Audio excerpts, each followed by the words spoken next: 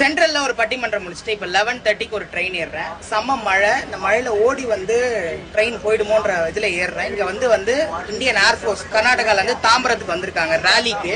அவங்க என்ன பண்றாங்கன்னா சீட்டு பிடிச்சி வச்சுட்டு எல்லா சீட்டு ஒரு 4 சீட்டு பேக் வச்சுட்டு ஆளுங்க வராங்கன்னு சொல்லிட்டு இருக்காங்க.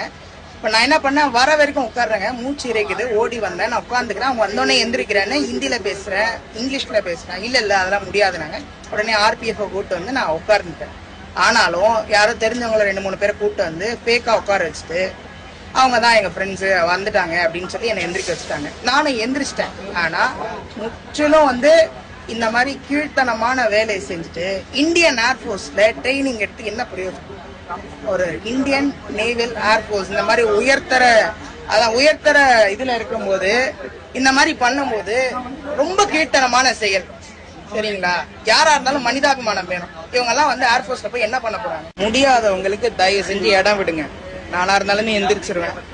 ஒரு 2 ஸ்டாப் 3 ஸ்டாப் உட்காந்துட்டு போட்டோம். கொஞ்ச நேரம் நீங்க நிறைய நேரம் உட்காந்துட்டீங்கன்னா கொஞ்ச நேரம் அவங்கள உட்கார வைங்க. அதுல தப்பே கிடையாது. சரிங்களா? இந்த மாதிரி ஒரு கீழ்த்தனமான வேலைகளை நம்மளும் நிறைய பேர் செய்யறோம். தயவு செய்து அதை செய்யாதீங்க. இருக்கிற இடம் இருந்துச்சுன்னா தயவு செய்து விடுங்க. 5 பேர் கூட ஒரு அன்ரிசர்வ்ல உட்காரலாம் தாராளமா.